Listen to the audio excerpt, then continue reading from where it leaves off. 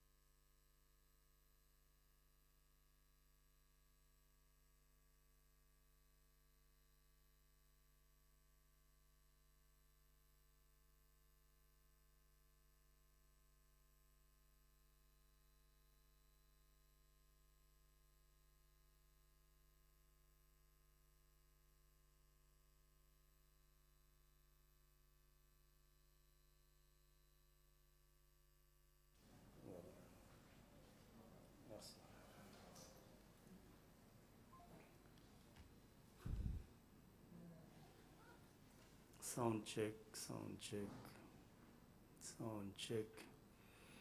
Test audio, test audio, test audio pour le streaming. Test audio, test audio. Sarah, si c'est bon, vous me dites. Hein? Ok, d'accord.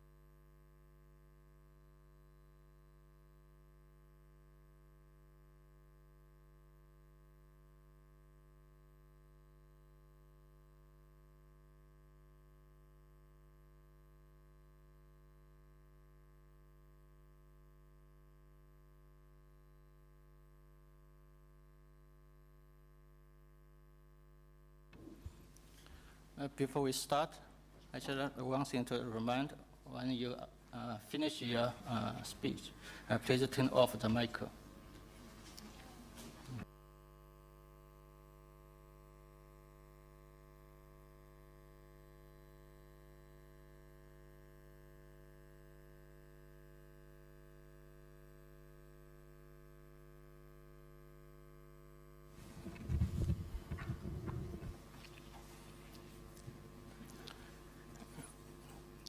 Good afternoon,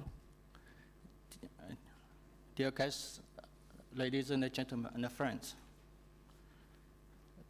Welcome to the Investing in Africa Think Tank Alliance Roundtable. My name is Shui-Ling Wang, Partnership Advisor, African Region at the World Bank. I'm also coordinator for Partnership Program with China in Africa. Today, I'm very pleased and honored to chair these roundtable sessions. And we are so pleased to have so many friends, and also particularly quite a few prominent scholars and professors to join us. Let me seize this opportunity to commend our colleagues from the Chinese Ministry of Finance, China Development Bank, United Nations Economic Commission for Africa, and my World Bank colleagues for all their work, so that today we sign an MOU on investment in Africa, the Think Tank Alliance, to start the operational. This setting of the Investing in Africa Think Tank Alliance came out from our first Investing in Africa Forum, which was held in Addis Ababa on June 2015. The overarching goal of this initiative is to set up a platform to promote knowledge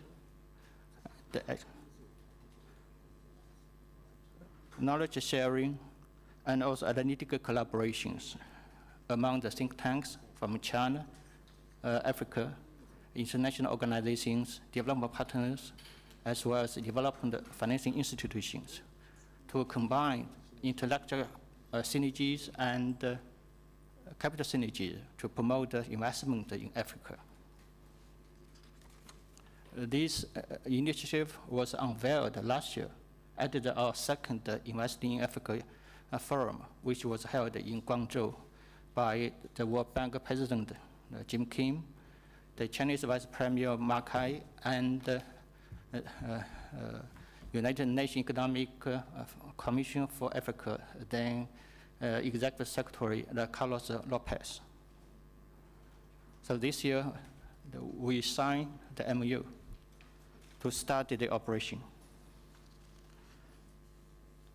And as a co-member of this initiative, also I'd like to commend the first flagship report of the Investing in Africa Think Tank Alliance, which is jointly prepared under the leadership of the World Bank Chief Economist for Africa, Mr. Albert Zufab, and the Chief Economist of the China Development Bank, Liu Yi. That report offers a new path for Africa to leapfrog. And during this forum, this is the main theme. And so today, at this roundtable, we have a very busy schedule. The first part of this schedule is to discuss the African leapfrogging through innovation. We'll discuss the drivers and the constraints of technological adoption and innovation in Africa, identify knowledge gap, and promote practical policy guidance on how to spur the leapfrogging in African countries. That party will take almost 60 minutes.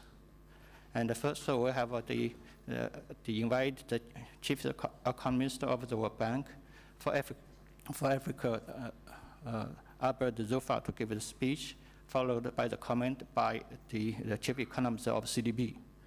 And then, so the second part will discuss our research program in the years to come for the Investing in Africa Think Tank Alliance. So without further ado, let me invite Mr. Albert Zofak, World Bank Chief Economist for Africa, to give his keynote speech on this the flagship report. Thank you very much, Mr. Chair, and esteemed colleague, Mr. Schuling. I would really want to start by acknowledging his great contribution to the success of this initiative. From the very first forum in Addis Ababa to today in Dakar, Mr. Schuling has been the mastermind and the person helping us all bring this all together. And I really want to acknowledge all his contribution. Second, I'm particularly pleased to be here today because a year ago, when we were discussing the third Investing in Africa Forum and the role the Investing in Africa Think Tank Alliance should play, we did not know exactly how it would look like in Dakar. We had a couple of ideas of what could be done, but we did not in any way foresee that at this forum, not only would we sign the MOU, but also launch our first output, our first report. It's been very hard work by the teams, and I would like to really acknowledge the contribution of my team, especially Mr. Musa Blimpo. Is he in the room, please? It's Musa, the lead author of this report, Wilfried, Christelle, who are sitting down back there, and all other colleagues in World Bank Global Practices who contributed to this book, including the colleagues from China Development Bank. In May, exactly in May, end of May of this year, when we, Schuling and I, visited CDB, and we agreed on this theme of leapfrogging as the storyline of the forum, we agreed also to ensure that all the sessions are informed by knowledge produced by this research project. And I'm very pleased to see that this forum so far has absolutely responded to that desire. All the questions of the 6 panels have been inspired by the concept note written and contributed by the Think Tank Alliance. And we believe the IATTA, the Investing in Africa Think Tank Alliance, is now fulfilling its role of providing the analytical platform for the forum. And today, let me share with you briefly the main findings of the report. And the report, if you don't have a copy yet, please let us know. We will give you a copy. It's leapfrogging, the key to Africa's development, with a question mark. But the question mark is because this report is the beginning of a research program, not the end of a research program. We have decided in this first output to take stock of the knowledge in this area, understand what are the key questions that researchers could investigate further, meaning identifying the knowledge gaps. And we intend to use this report as a way to discuss the research agenda for the Investing in Africa Think Tank Alliance going forward, and that's what we'll do in the, in this meeting. So let me just share very quickly a couple of findings. And we have a PowerPoint. Let me just move very quickly. So what I will try to do is to share key messages of this joint report, then reflect on the implication of these findings for the IATTA agenda, and of course, open a discussion for the research agenda. Now, this chart is basically the conceptual framework we have used to organize our thought in this report. And there are three things you have to pick from this chart. The first is that often when we speak of leapfrogging and innovation, it's thought as top-down, is government, is R&D, is all the things that have to be done from the top for firms to use it. Our first message is that the bottom-up is as important as the top to bottom. So for leapfrogging to happen, we need governments, institutions, to develop infrastructure, to partner with all other actors to improve the business climate, but we also need entrepreneurs. We need the investors themselves to provide the type of skills in firm that are needed and to help the workforce prepare for the very rapidly changing world. The second thing you want to see on this framework is that when we say innovation, or precisely when we say leapfrogging, it's a combination of adaptation, well, I would say even start with adoption, technological adaptation, which is, adapting technology, and then innovation. So it's not just the high-end research, it's the whole spectrum of all the innovations that can take place, starting with adopting existing technologies, as we have seen in the case of M-Pesa. Kenya did not invent the telephone. Kenya did not invent the cell phone, but they leveraged the cell phone to create the largest system of financial inclusion in the world. So that's the spirit here, and I think it's important to emphasize this notion. And the third thing important here I would like to draw your attention on is the role of government policies, the role of in the business environment. We capture all the regulatory framework issues. And I think this has come up in a number of discussions in our panel. Now, let me move to key messages of this report quickly. I'll not go through all of this. You have them in the summary of the report, but the first message I've already mentioned is the balance, right balance between top-down and bottom-up. The second message is that leapfrogging is not alien to the African continent. Africa is already leading the world in a number of innovations and a number of leapfrogging initiatives. The third message is that not all leapfrogging initiatives will be successful. So we have to change our attitude towards risk and risk-taking. And this is a change in mindset that has to take place across the board by governments, by private sector, and by individual entrepreneurs, and especially the youth. The notion that failing or failure is actually a learning experience, and regulation has to be adapted not to penalize failure. The fourth message here is that the constraint that our economies face in Africa should not just be seen as barriers, but they should be seen as opportunities for investment.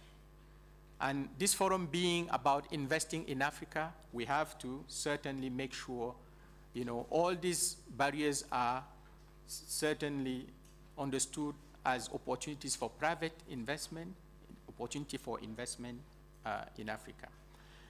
Then let me, regulatory framework is discussed, but two last message quite important from my perspective is the need to scale up. And you have heard this in a number of panels since yesterday. The need to scale up those pilots to a continental scale if possible. And the last one I would talk about is the need for Africa not to understand leapfrogging as being a mutually exclusive opportunity between technological upgrading and pure research. The two go hand in hand. This morning, we heard a challenge from the ICT panel, challenging Africans to file 1 million patents in 3 years. I wish. Yes, 100,000. 100,000, okay, I'm already scaling up. I'm already scaling up, and Mr. Zaki is here. He's the one who made that challenge. So great, 100,000 patents, that's pure research, but in the same time, we have to be also adapting and adopting. So let me stop here for the key messages, but let me probably say a few words on what that means for our IATTA agenda. The first implication of these findings is that we need to be bold and ambitious, and I believe I just did, right? I just, say we should have 1 million patents in 3 years in Africa. It's probably too ambitious, but again, it's the spirit. Let's try to be bolder and ambitious and more ambitious. And the second implication of this finding is that the political economy must be systematically part of the equation. By that, we mean that it's imperative for researchers, since this is a network of researchers across Africa and China, to work together with governments, as this may help not only target the right questions, but also help bridge the gap between research and policy, which has been one big gap in Africa. Sometimes we do produce very good research, but it never reaches the desk of the policymaker. So the think tank are the place where we can actually make that connection and close that gap between research and policy making. That's essential. We should also not try to circumvent political incentives, but recognize their existence and work with them or work around them. Political incentives do exist everywhere. They probably manifest themselves in different ways in different contexts, but they do exist. How do we work around that, and how do we actually use the research produced by this think tank network to inform and guide policymaking? The third implication of our work here, as I see it, is that leapfrogging requires embracing risk, so does transformational research. We need to take a little bit more risk when we discuss the research agenda later in this meeting. And I think that's something extremely important. That change in attitude and mindset that the president of Senegal, His Excellency Macky Sall, called for at the opening of this forum, is that even as researchers, we need to start challenging the way we think about research, about investing in Africa. Do we still see Africa as being the scary, risky place where we have to take 10 different guarantees before we step in? Or do we actually start seeing those opportunities and seizing them? I think that's part of that change in mindset. How do we, as researchers, start actually asking different questions instead of the same old, bashing and rehashing of constraints of why Africa cannot do? I think it's about an Africa can attitude. Again, I'm showing my pin here, Africa can. So I think that's the kind of implications I see, and there are a couple of others, but I think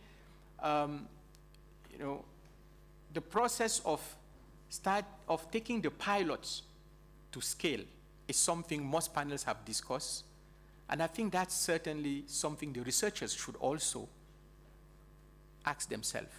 How do we scale M-Pesa across the world? How do we scale the Mlango in Kenya, where Kenyans are using internet to improve the quality of primary education in a significant way? How do we scale this across to resolve the problem of quality of education and skills for the private sector? How do we use that? How do we scale that? How do we use interdisciplinarity in our research in the Think Tank Alliance? That's, from my perspective, a number of questions, a number of areas of discussion that this alliance could certainly embark on and add value, not only to the process of the Investing in Africa forums, but also to the development of Africa and to the benefit of China.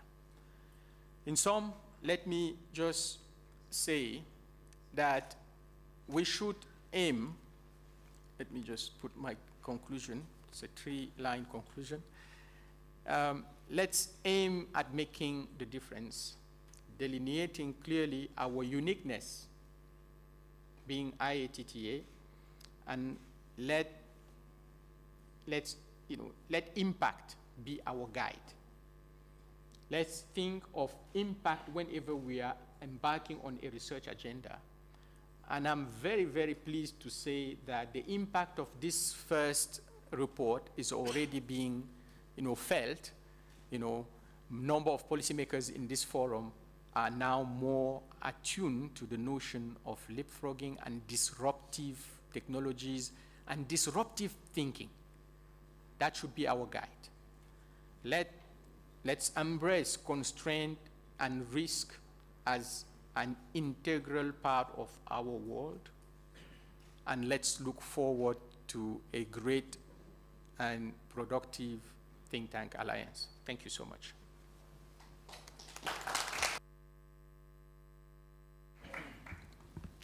Thank you very much, Albert, for your presentation and for sharing with us your findings and also your perspective to how we can deepen such studies.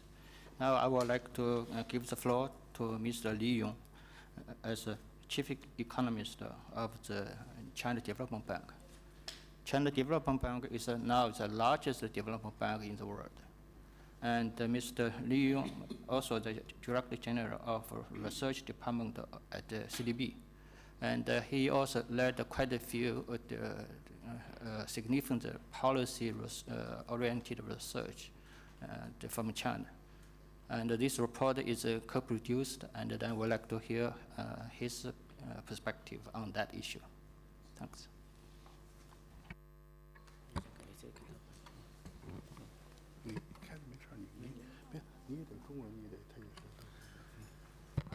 Uh, 非常高兴啊，我这是第2次参加这个对非智库联盟的一个正式会议，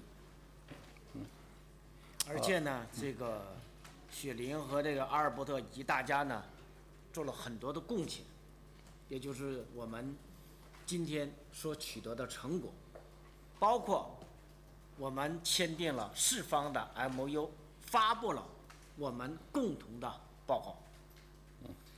因此，我 Ladies and gentlemen, very happy to be here today. This is the second time that I attend a formal meeting of IATTA. Due to the great contribution from Shulin and Albert, we're able to not only sign a 4-party MOU, but to officially launch our joint product, that is the report. 那么最近呢，我呢对 世界银行和中国的发展，做了一点小的研究，对我们今天的报告的发布和中国的发展呢，我想跟大家做一个分享。Recently, I studied carefully the World Bank and Chinese development, and this is also the occasion to launch our joint report. I would like to share some of my thoughts with you. 1980年的4月份，作为当时的世界银行的行长与我们当时的领导人邓小平先生做了一个具有划时代意义的一次见面会议。 In April 1980, the president of the World Bank at that time had a historical meeting with Chinese paramount leader Deng Xiaoping. 当时邓小平先生讲过，说中国很穷，我们要实现现代化，要向国际学习。 What Deng Xiaoping said is that at that moment China was very poor. If China wants to modernize itself, China needs to learn from the rest of the world. 也就是说，我们没有世行的帮助，我们也要实现现代化。如果有世行的帮助，我们实现现代化的步伐会更快。 That means without the help of the World Bank, China would modernize sooner or later. But with the help of the World Bank, China's steps and pace of development was much faster. 所以呢，经过30多年的合作，特别是在中国在重大的经济改革当中，世行都给了我们很好的给中国很好的智慧上的贡献。 So in the past 3 decades of cooperation between China and the World Bank, especially whenever China experienced major economic reforms, we always benefited from the great intellectual contribution from the World Bank. 而且通过了280个项目、400亿美元的项目的支持和实践，来促进中国经济的转型和宏观经济的调整。 Especially by implementing more than 280 projects with a total value of $40 billion, World Bank report helped and facilitated Chinese structural economic reform, and also especially from the macroeconomic level. 当然了，我们在中国改革开放当中，也不是完全照搬了世行给我们的建议，也结合了中国改革发展的变化，来制定我们自己的改革规划。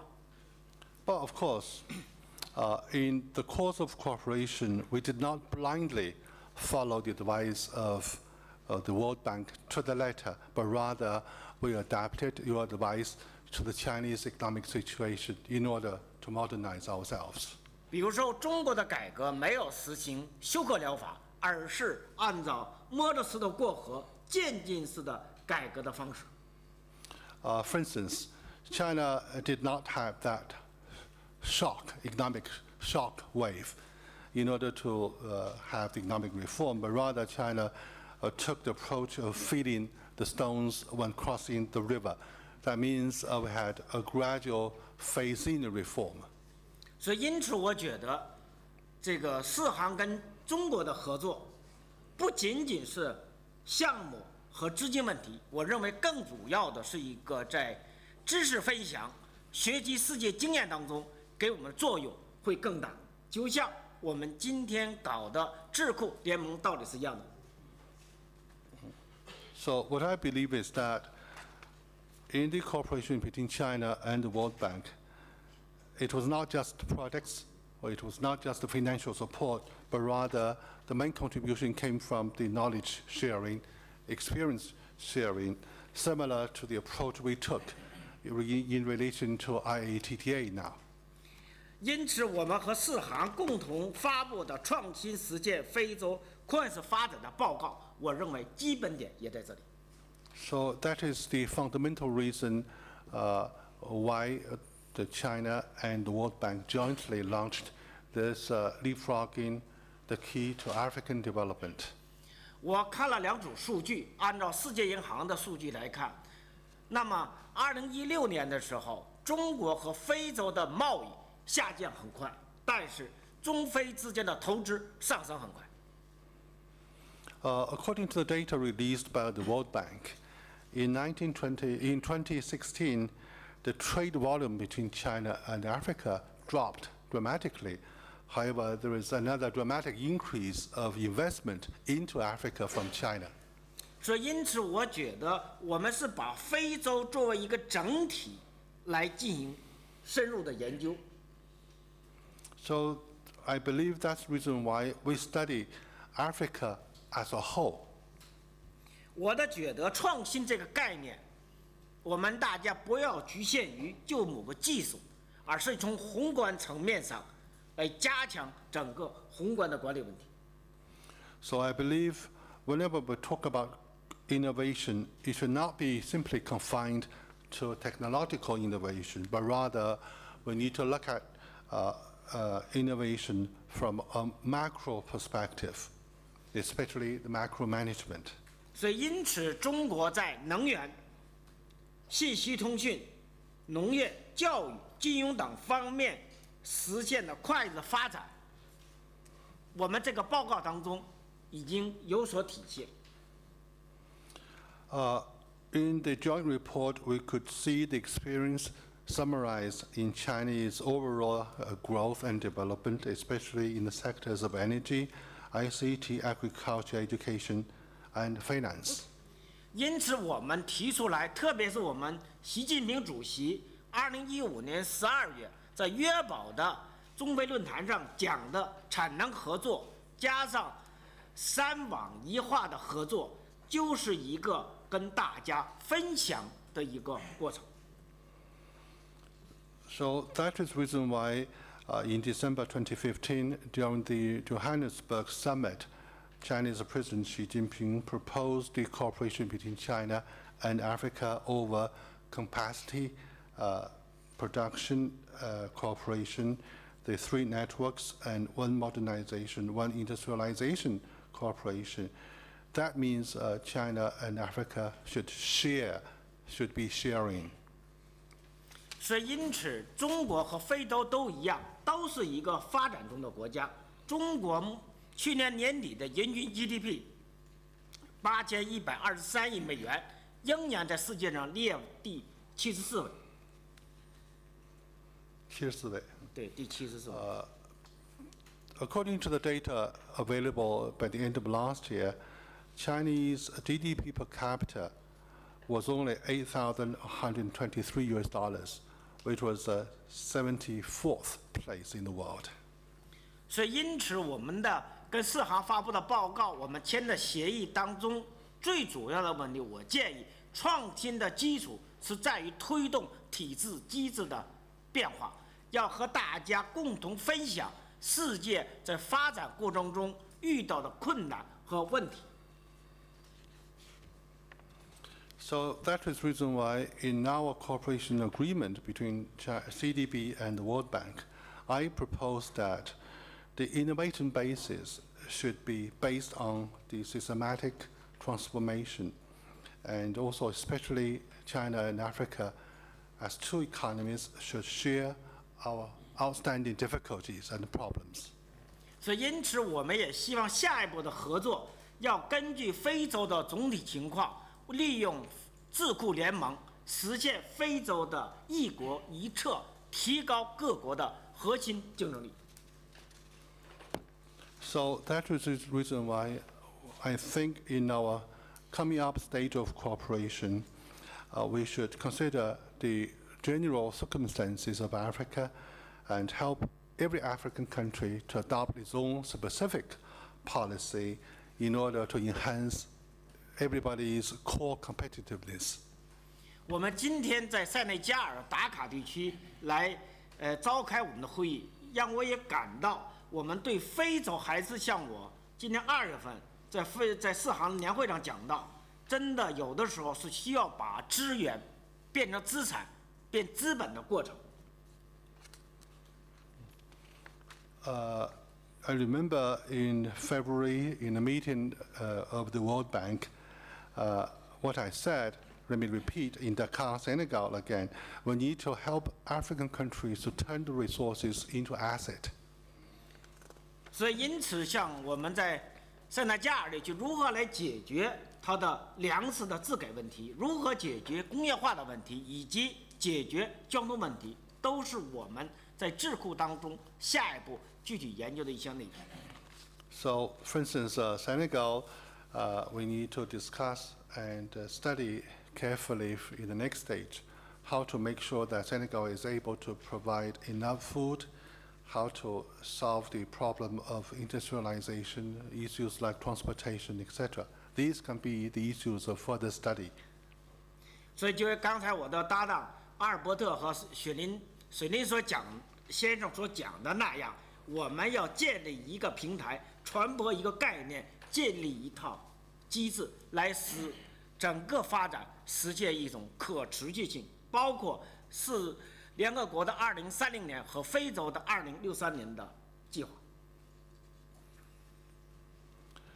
So I echo my peers, Shulin and Albert, who said earlier that we need to set up a platform to share one idea, one mechanism, to make sure that African development can be sustainable, to make sure that the goals of the UN for 2030 and also the goals for Africa for 2060 can be realized.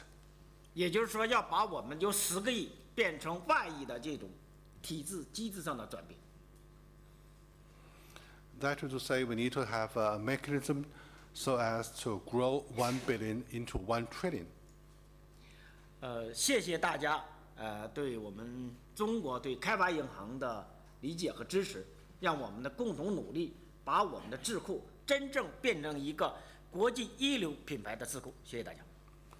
So once again, I would like to avail myself of this opportunity to express our appreciation to your understanding of CDB. Let's join hands to make IATTA into a world-class think tank alliance.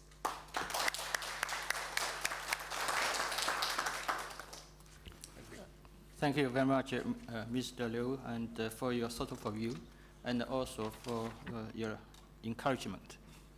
And because we are tied by the timing, and now I'd like to invite Mr. Cameron Elahian, the Silicon Valley icon, and also the investor and successful entrepreneur. This morning he gave us already a very inspiring speech at the ICT sessions. Now the floor is yours.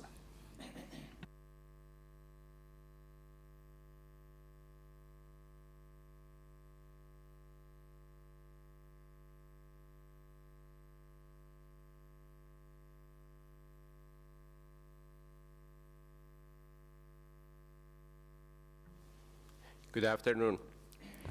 It's my pleasure to meet such an amazing group of highly intelligent think tanks. Usually, I'm not invited to talk about anything with big think tanks because I bring the average IQ down. So.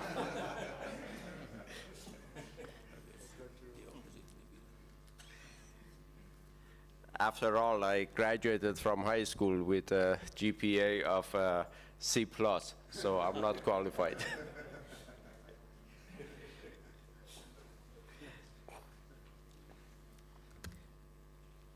Thank you. So I want to talk with you about a project that our foundation has called iAfrica. And I is the little I. It is for broadband communications. And because of broadband, many amazing things can happen.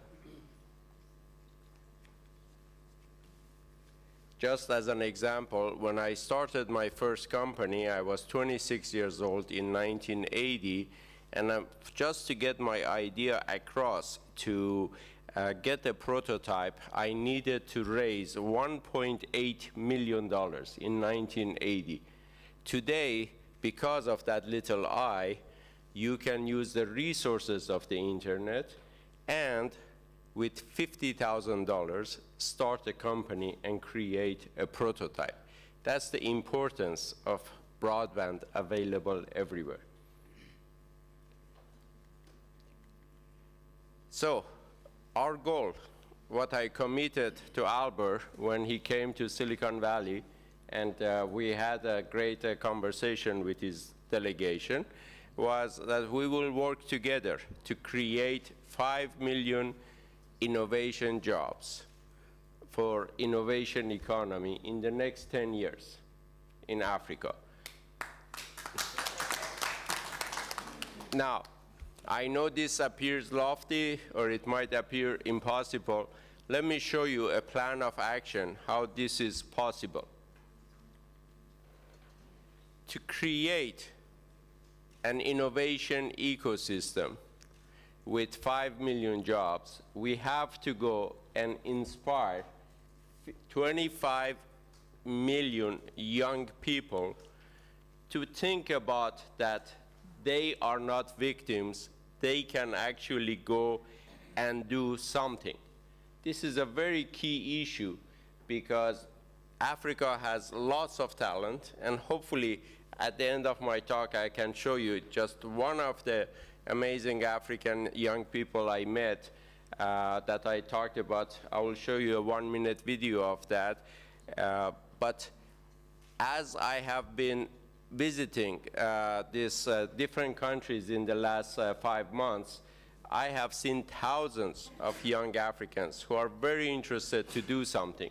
We need to inspire 25 million of them, and my assumption is 2% of them are going to be potentially interested to do something. 2%. That gives us 500,000 entrepreneurs. Now, we all know a large number of these young companies die within the first 2-3 years. So we will lose about half of them. They will have a good idea, but they will not come up with a good business that has traction.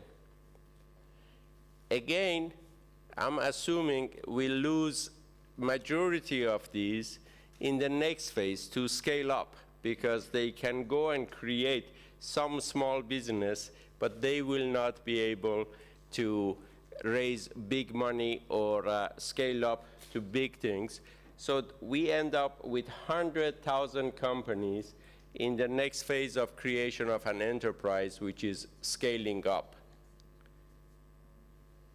And then the number of successful ones, again, I'm assuming more than half of these would fail, and we end up with 50,000 successful new companies. If each one of them are hiring 100 people, the mission is accomplished.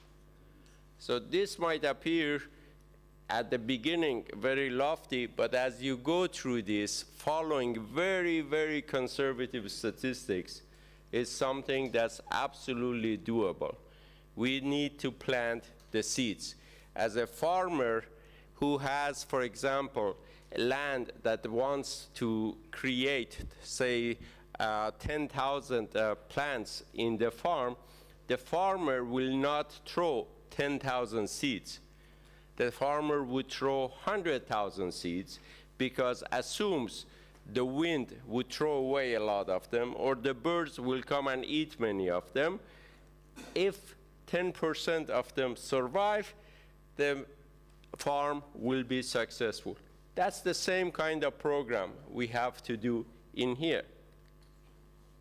What sorts of things should we do? We need to teach these people high-techpreneurship. What is high-techpreneurship? Is high-tech entrepreneurship leveraged by broadband. Because it's the first time in evolution of our species that young people can use just their brains and broadband and create wealth, create companies.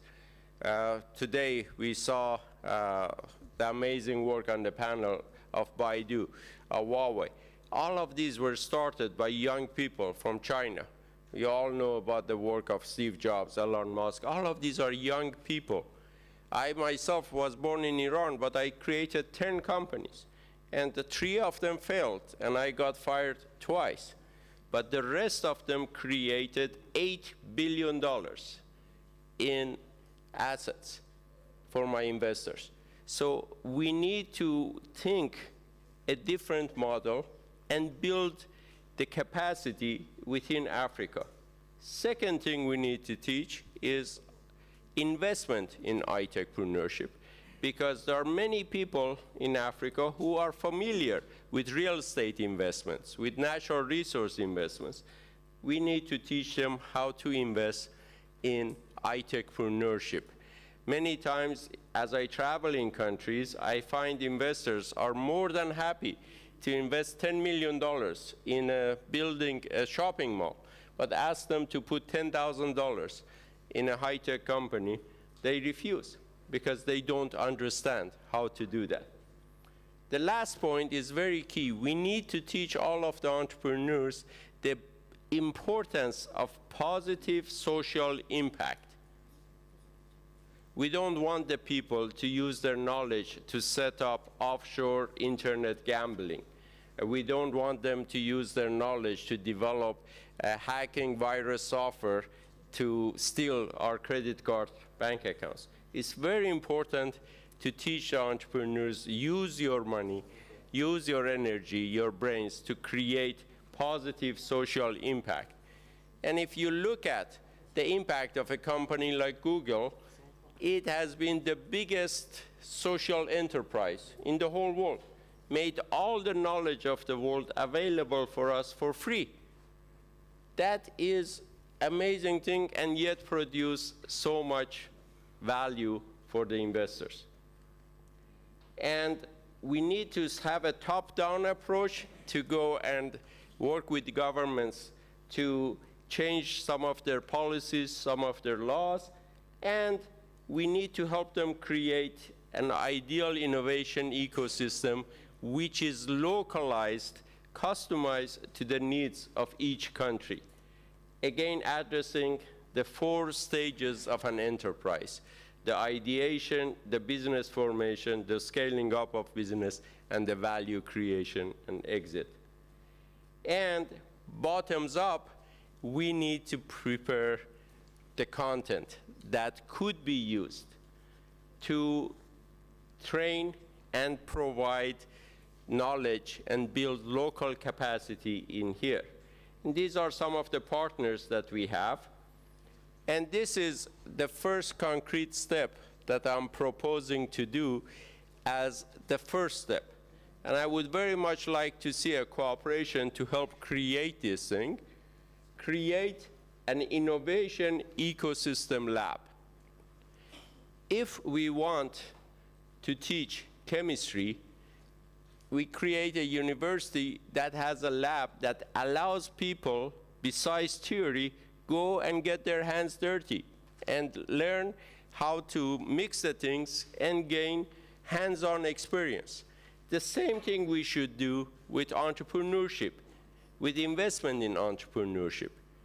My thought is if we create a $25 million innovation ecosystem lab that has got 2 parallel funds. The fund on the right is 20 million, and it invests in 10 small funds. Each one of those funds are 2 million, and they are run by young Africans who have very little experience on managing a fund. And we train them as part of this process. So we create 30 fund managers, and I can give you more details of how we use the metrics, the analytics, and the content to train these people and monitor their performance. Each fund would invest not in 1 or 2 companies, but in 100 companies.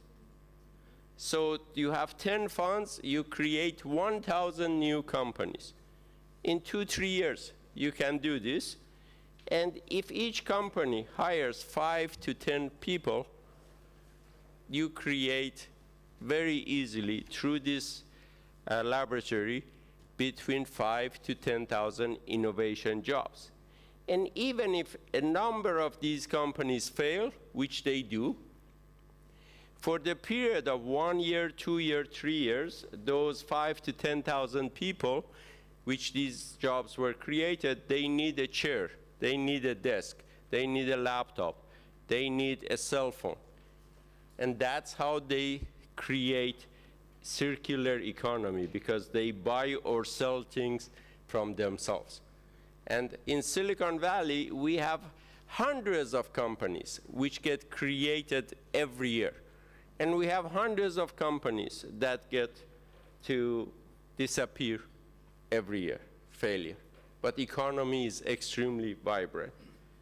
And we have created this list of organizations, including Stanford and Berkeley, that could be used in providing content, professors. I have been quite instrumental in all of these organizations to help them grow, and they would be very happy to cooperate with us to provide understanding and learning in Africa. So my belief is the best way to predict the future is help create it. Thank you so much.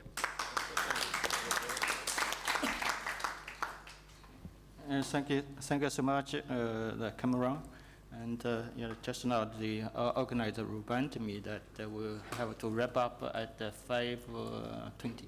So really, we are so tight. And thank you so much for sharing with us such a wonderful idea and the perspective of creation of 5 million innovation jobs. And so, in order to have, in order to achieve such a goal, we need to innovation idea thinking. Really appreciate. So now let me invite Professor Lama Sampe. He is Executive Director, African Economic Research Consortium, but also he's a professor for finance at the University of the Maryland. Please. Thank you. It's a privilege for me to be here. 5 minutes. 5 minutes? Yeah. Okay. By the way, it's going to be a very tough act to follow. Sorry. So I don't have this gigantic pilot program, but I do have some perspectives, and they relate to my own background in finance. And by the way, also acknowledge the partnership, China-Africa Economic Cooperation, which I believe is pretty transformational for Africa. Now, the discussion of leapfrogging reflects what I see as a sense of urgency. So I've been in Africa for 4 years, and I really relate to that, meaning, think in a big way and outside the box. And ARC is actually domiciled in Kenya, and I see that in Kenya, everything that you said, I can actually relate to that. So, but in the quest for rapid innovation, we should really resist the temptation of top-down solutions. Solutions from governments, foreign and domestic, international financial institutions, and also donors. Where I think they will make a big difference is when we have real definition of market failure. Their partnership and complementarity are crucial.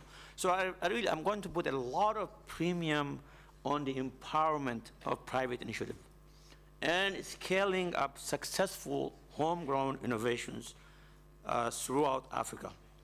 I was told today, and I think I knew something about it, Alibaba. The government did not create any impediment. They let Alibaba flourish. And without that, it will not have gone where it is now. So I also want to remind you that we are in the space of vision, grand vision in Africa. So AU 2063, SDG Agenda 2033.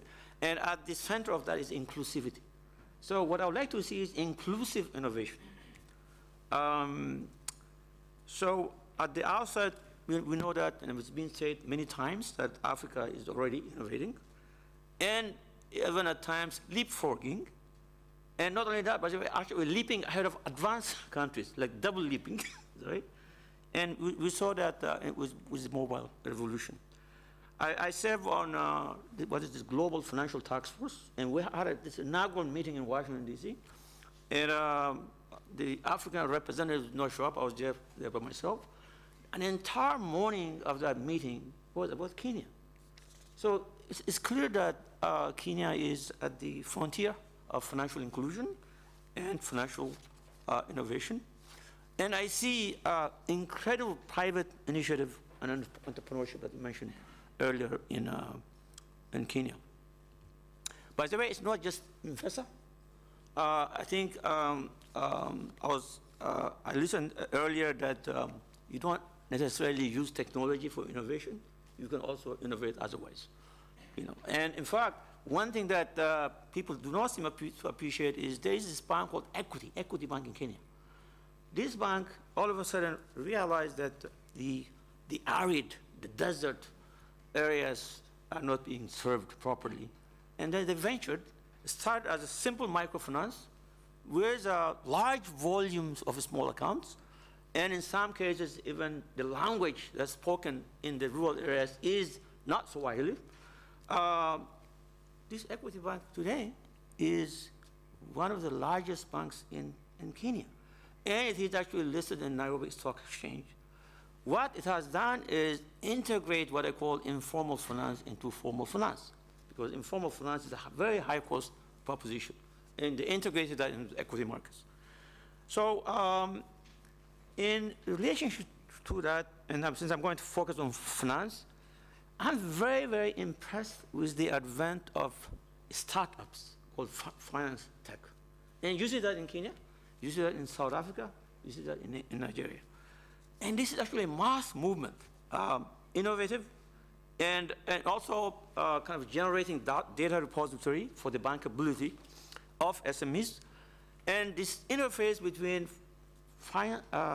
fintechs and small businesses, because agents of inclusivity include the youth, women, SMEs, is going to, I think, eventually transform the future of African business in SMEs. So in the last, by the way, 3 years alone, we end up having 300 fintechs in Africa. And not only that, they started attracting attention from our friends in Silicon Valley. And I was trying to figure out how much money they have raised in the last 2 years. Around $100 million is raised.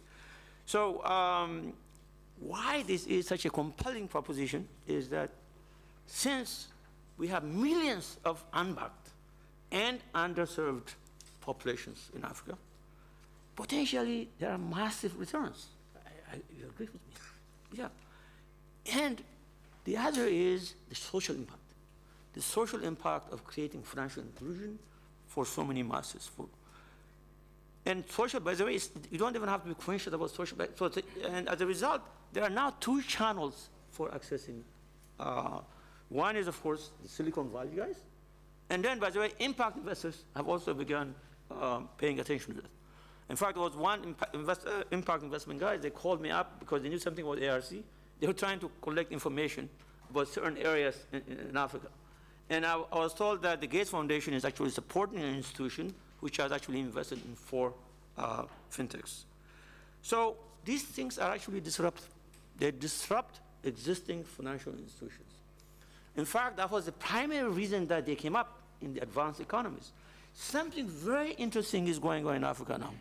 So instead of disruption, given the low capacity, I'm going to talk about capacity, now there is mutuality of benefits between partnership between these fintechs and financial institutions. So you see banks like Standard Bank and Barclays actually paying attention to that, because if they don't do that, they'll be extinct, right? But if they actually work together in partnership, they'll be able to revolutionize not only finance, but enterprises. So going back to inclusivity, please do not ignore, do not forget that we have an incredible need for well-functioning financial system in Africa. And what I'm thinking is the leveraging and scaling up these successful homegrown innovations would actually help us to develop a financial system, innovative, inclusive, and of course, can it be sustained? So the issue of sustainability also means that we have to invest not only in physical infrastructure, but also soft infrastructure. That's where the question of capacity building comes in.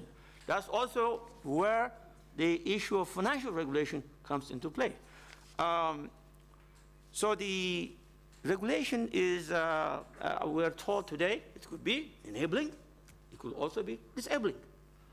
And I think that it's possible to design an enabling regulation, especially in digital financial services.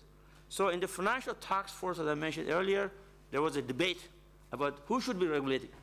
So for instance, for mobile, should it be regulated by utilities? Or should it be regulated by banks? So the conclusion that we came up, which was actually reported, is that it has to be based on functions. So whoever is doing a financial service as an operator, that function should be regulated by a bank, and so on. But I want to kind of overemphasize, and I don't want to overemphasize the whole area of capacity building. Now, you mentioned about ideas. There are, in fact, I have a tendency actually to talk to these young entrepreneurs on the streets in Kenya. It's fascinating. So, and they have ideas. But, you know, getting a business model, even bookkeeping, you know, creating value from that actually requires capacity building. So, even the, so one of the things that we have done in the ARC capacity building framework, this is a highly integrated knowledge and capacity building organization, is to integrate the private sector agenda in that framework. So last week, 2 weeks ago, we have a workshop for non-state actors workshop, basically training. You know what? Most of them have not heard about crowdfunding. Think about it. I mean, so these are very highly idea-oriented individuals. So this is kind of really to dramatize my point about capacity building. I'm going to end just in a moment. That is, yeah, that is to say, I should really end by saying that, yeah, we should be focusing on digital solutions, okay, and innovative, inclusive innovation, but we should not also lose sight of the need for self-reliance, domestic resource mobilization, and also use those opportunities to actually come up with a well-functioning financial system in Africa. That is leap forward. Thank you so much. Usually I hate to stop people, but really, from your short speech, there are a lot of key messages. And you mentioned that the innovation must be inclusive, the finance must be innovative. There are other things, and we hope that when we try to find another opportunity to listen and your idea and thinking. Now, please, and I would like to invite Professor Leonard Washington, professor from the Princeton University, to share with us his thought. Yeah, thank you very much. So first of all, thanks for having me. Very excited to be here. So I'm a professor at Princeton University, and my research is on institutions and governance, on culture, and also on infrastructure. So those are aspects of my research, and this is going to come up later when I'm proposing a research agenda for the think tanks. I'm also the founder of the African School of Economics that trains graduate students in economics and finance. And now, let me talk about my vision and the way I see this wonderful initiative of the Think Tank Alliance.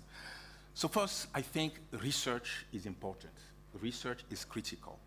For us to evaluate the different projects and the agenda that we are putting forward to improve the investment climate and also investment in African development.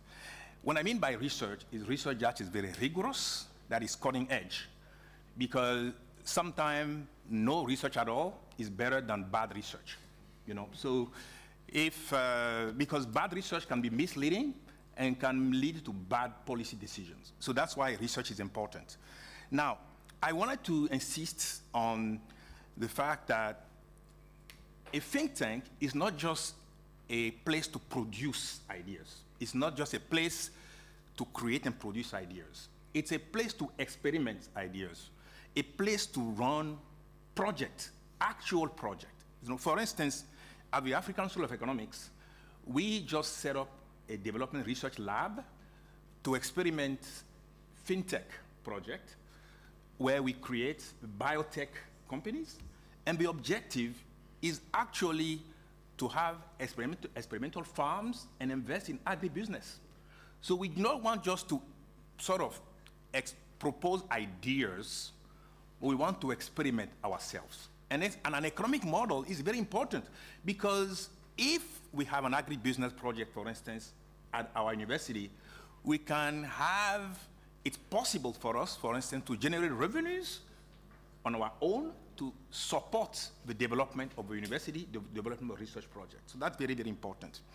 And another thing that, for me, it's also important, besides research, besides special project, is also training, because we need the ideas that we generate, these ideas to be passed on from one generation to another. And this comes from actually training people. And when we mean the training has solid foundation. So for instance, at the African School of Economics, we put a lot of focus on mathematics, statistics, on computing, and also on the history of Africa, for students to have a historical perspective in the kind of project, the kind of ideas that they develop.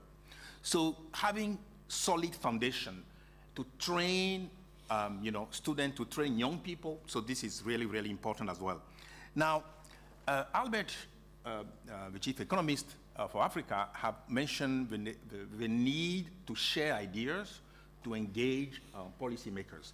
So for me, this is crucially important as well. So, but then, as a think tank alliance, we can think not only of like organizing specific forum for researchers to engage with policymakers, and tell them what they find, and present those ideas in workable form for them to use it, but also it's engage, participate in international forums, where they can actually develop and defend the ideas. For instance, we are organizing in a year the Econometric Society, the World Economic Society meeting for Africa at my school next year. So we hope, for instance, the Think Tank Alliance here can have a special panel, for instance, to talk about leapfrogging, to share this idea with a very general forum.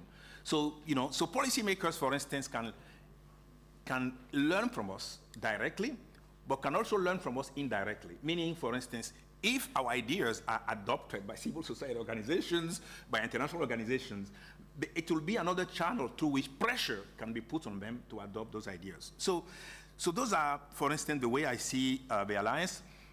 So I think, again, I want to insist on the fact that this has to be a research kind of forum, which means that publications, cutting edge, rigorous methodology has to drive the agenda. It also has to be an idea where people don't just talk, they do things, so that students can learn, not only as Cameron has said earlier, just by taking classes, but also by getting their hand dirty, by being involved in projects. And also, we can invite investors, because, for instance, because we have an agribusiness project on campus, then we can generate revenues by bringing investors, not just by getting, by writing grant proposal, So I think, and that's a good way to integrate like private sector with research and also with public sector. And again, as I mentioned earlier, like we cannot be an ivory tower. It has to be about sharing ideas. It's about, and then sharing ideas is not just sitting in front of the Ministry of Finance and tell him or her what we find. It's about sharing the idea generally, globally, with civil society organizations, with international organizations, so that a pressure can be put on governments not only to understand what we are doing, but also to adopt those ideas for positive change in Africa. Thank you very much. Thank you very much, Professor Washking, and for your advice, for your offer, and all those are so valuable for us. And now we still have the 4 panelists, and Adam from the UNECA, and the floor is yours. Thanks, Mr. Chair. Good afternoon, ladies and gentlemen. I would like to start by expressing our thanks to the organizers of Investing in Africa Forum for inviting the United Nations Economic Commission for Africa to be part of IATA. I think this is a great opportunity for all of us to share our research findings and experiences to support leapfrogging and structural transformation in Africa. And I believe that the Economic Commission for Africa will bring new perspectives and also support the alliance through its networks continentally and regionally with institutions including African Union Commission, regional economic communities, as well as national think tanks. We have regional offices in all the 5 sub-regions of Africa. Regarding the areas of work of IATA, I would like to bring new and different dimensions focusing on 2 areas. The third area has already been taken, the institutions and regulations. I will try to bring the dimension of role of government, 1, and 2, strategies, government, innovative strategies and policies as key drivers of leapfrogging in Africa. I think you would agree with me that the key factors that made China a shining star today in less than 40 years and led to emergence of so many economies in the South today is the role of government in planning the development process. We cannot leapfrog if we do not plan our development. And I think African countries are learning this lesson and they are coming back. About 10 years ago, less than 10 African countries had development plans and development planning ministries. Now, more than 20 African countries have development planning ministries, including Senegal, and they are making a difference. One example is Ethiopia, with its long-term development plan and visionary leadership. Ethiopia managed to grow at about 10% for more than 15 years. Ethiopia is currently building 15 industrial parks across the country, 4 of which have just been opened. In the context of Ethiopia's long-term development plans and strategies, Ethiopia is devoting about 70% of national budget to capital investment, and also focusing about 70% of tertiary education now on science and technology. So these are the kind of visions that African countries really need if they want to leapfrog. In this context, African countries need effective and innovative policies, especially macroeconomic policy frameworks that speaks to their needs. African countries need to implement Agenda 2063 and the SDGs, but they also have individual development goals and strategies. So they need macroeconomic policy frameworks, they need sectoral strategies that really help them create the environment, empower entrepreneurs to invest, adopt, adapt, and innovate, and to direct their resources, allocate resources to where investors' needs are in terms of building infrastructure, skills, access to markets, access to finance, and in terms of standards and so on and so forth. In this context, I would like to refer to the example of Morocco, for example. Morocco felt that investors and entrepreneurs in the country have to be connected with the global product market by inserting them, helping them to insert themselves in global value chains and in regional value chains. Without doing that, I think it will be very difficult for them to innovate and to compete globally. We know all businesses are now part of global or regional value chains and the importance of value chains. Now, with the support of government in Morocco in terms of infrastructure, in terms of education and engineering, and in terms of supporting entrepreneurs, investment has increased in areas of technology and in areas that nobody thought about previously.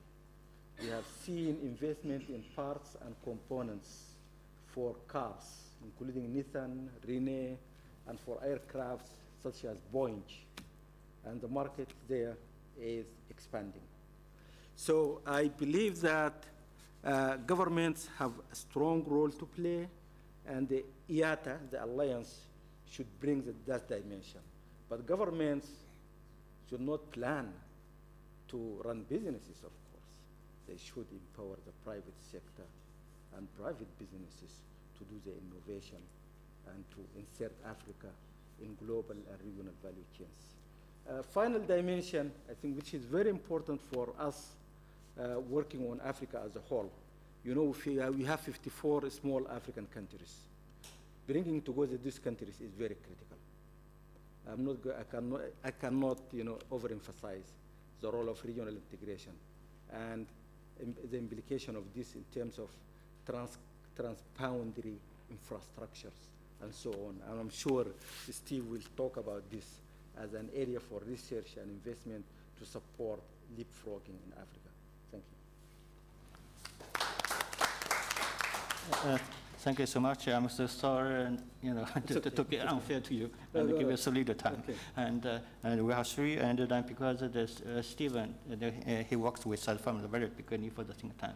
I'd like to give you the key messages, the 2 minutes, because also I'd like to hear Chuan and also Alibaba colleagues before we wrap up. Okay, just a few minutes, because I'd like to talk about the idea behind the Investing in Africa Think Tank Alliance and its role in leapfrogging. And when I explain it to people, I say it's an alliance of investors and think tanks and an alliance of think tanks and think tanks. So what do I mean by that? The idea is, here we're talking about drivers and constraints to technology and technology adaptation and innovation in Africa. And the advantages are obvious. The drivers are obvious. We've heard a lot about that. But the constraints, there's been many references to the regulatory framework, the policy environment. And here, as Adam said, the advantage of China is it's one policy framework. In Africa, you have 54 policy frameworks. And it's a big difference to align them or to try to get them. There's a lot of work to be done if you're trying to do something on interregional trade or anything else. So think tanks play a role to influence changes in the policy environment. That's what they do. They help governments do the deep thinking that they don't have time to do. And think tanks, where I have had a lot of work with them, the countries that have used think tanks that way have worked out better. There are other countries in Africa, many of them, don't use think tanks. Either the think tanks are weak or the governments don't pay much attention to them. So the role of the IATTA is to make think tanks across Africa more influential in investment decisions. And how? That means what happened here is we have the China Development Bank and the World Bank sponsoring an inclusive platform for all investors to help work with think tanks. So if you have investors, take any Canada or Turkey or Morocco, promoting investment in technology and innovation, it can use the IITTA to sponsor think tanks, to look at the policy environments in the countries that they're looking to invest in. And what happens is these requests for proposals go out. One condition, they must twin with a local think tank. So the international think tank and the local think tank work together on this. So the recommendations made, the government's incentive to adopt it, investors. And the investors' incentive to move with this is the policy environment gets better, and they open doors. So there's more of an environment that they can come in, and it facilitates investors. And that's really the incentive. And I'm a UN guy, and for me, it's about helping governments work better, being better decision makers. And this is the idea of using think tanks to help governments make better decisions. And investors make the best possible leverage for getting governments to improve their policy decisions with think tanks. Now, there are three windows. One is the, analytical support for development financing, what I described. There's also the knowledge sharing, which is the research, such as what was done on the leapfrogging. And then there's capacity building for think tanks, fellowships, staff exchanges, and all of these are part of the IATTA as it described in the Memorandum of Understanding that was signed yesterday. So the IATTA is very appropriate for leapfrogging, for technology adaptation in Africa, because it helps address the policy environment to make it happen. Okay? Good. Stephen, thank you so much. Now let me invite Xu Jian, who is the Deputy Director General of China Development Institute. Okay. Good afternoon, everyone. I'm Dr. Xu. Thank you for having me here today. I think I come from the China Development Institute. This is the top think tank in China. Our institute provides advisor service about industry park and special economic zone development to both public and private sector in Africa. Therefore, I came from Africa for many times in the past few years. For saving the time, I have two point of view to share with everyone. The first, we're talking about a lot of times leapfrogging. What is leapfrogging? I give very example to show what the example is, the Shenzhen Special Economic Zone. In the 1980s, in Shenzhen, GDP per capita is only $50. In 2016, after 35 years, GDP per capita arrived $26,000 US. And in 1980s, how many people working in there? Only 30,000 people. And now, 18 million people living there. This is the we called leapfrogging. And in 1980s,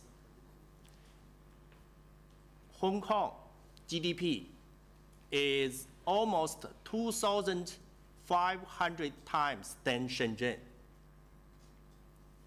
And now, two cities, GDP scale is almost same. I told everyone, the next year, the Shenzhen GDP scale will overpass the Hong Kong. It will become the third biggest city in China. So all these figures show what is the leapfrogging. The second point, I think everyone will ask, how the Shenzhen can create this miracle? The answer is according to the Economist magazine, among the 4,000 SEZs in the world, the Shenzhen is the most successful. The reason is the set up new economic system. So every everybody like talk about the frigid, LEAP frigid achievement, but don't forget, you must pay the cost of the LEAP frigid. What is the cost? Transform the system. For example, you must give up a lot of government authority power, set up market system, reform the tax system like this. So before the end, we can get a conclusion from the Chinese SEZ achievement. We must do 1, 2, 3 framework before to build SEZ. I found a lot of developing countries forgot it. What is the 1, 2, 3 framework? One is set up SEZ law, one law. This is very important. Two means two planning. First is the industry planning. Second is the special planning, two planning. Three means the three proposal. Proposal of business, proposal of the funding raising, and the proposal of the operation. If you get all this work finished, then you can do the work to construction the SEZ. If you forgot one of part, please don't do it. At the end, we are very glad to see the African countries to grow very quickly now. And we also hope Africa make an amazing leap forward in the future. Thank you. Thank you very much, Mr. Xu Jian. Shenzhen definitely is a shining star in China, and we hope that in the future we can visit you and learn more. So the last but not least, and we are pleased to have Mr. Zhang Ruidong from Alibaba to give us his view whether LEAP program for Africa is possible. Thanks a lot. 1 minute. Okay. Good afternoon, everyone. I come from Alibaba Groups, engaged in the development of e-commerce and network party innovation in rural China. Recently, foreign students in China have selected China's new four major inventions, namely high-speed rail, online shopping, Alipay, and shared bicycles. High-speed rail is the infrastructure of the industrial age.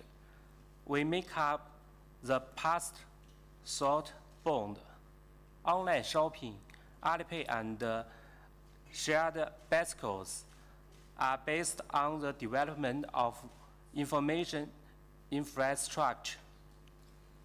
They have changed our business, finance, and transportation, innovating our way of life.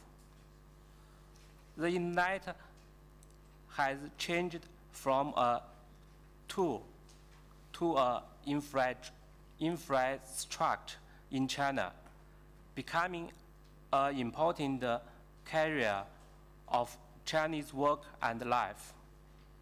Especially in rural China, a series of internet applications intertwined is leading a social innovation. So, in November 2016, Alibaba Groups and the World Bank signed a joint research project on China's rural e-commerce. E-commerce development in rural China presents immense potential. Total online retail transactions have grown faster in rural areas than in urban areas. Mr. Sorry to interrupt you. And I just wonder whether you have your speech, and then so if you do, and then we can send me, and then we can circulate among all these people, and then they can read. So we're so tight by the schedule. Sorry to interrupt you. And, to do the wrap up, and please allow me to invite the World Bank Chief Economist, Albert Zofak, to wrap up these sessions, because they are now waiting for us. Sorry for that. Okay, thank you. I should plan more time. Yes, I think this is just telling us how important this session is and how passionate we all feel about the IATTA. The chair has said it. The Vice Minister of Finance of China has asked us to be in the room right away, so we have to rush back.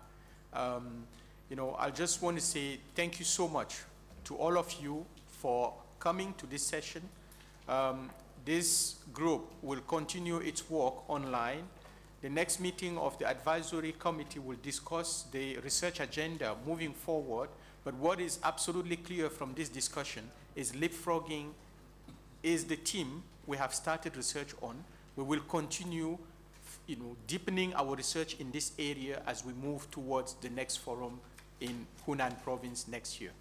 Thank you so much to everybody, and let's now convene. We can go on this same floor back to the main meeting room where there will be a closing session. Thank you so much. Thank you. I say last word, and we release this report at this meeting. So please bring this report, and please bring this report. Yes.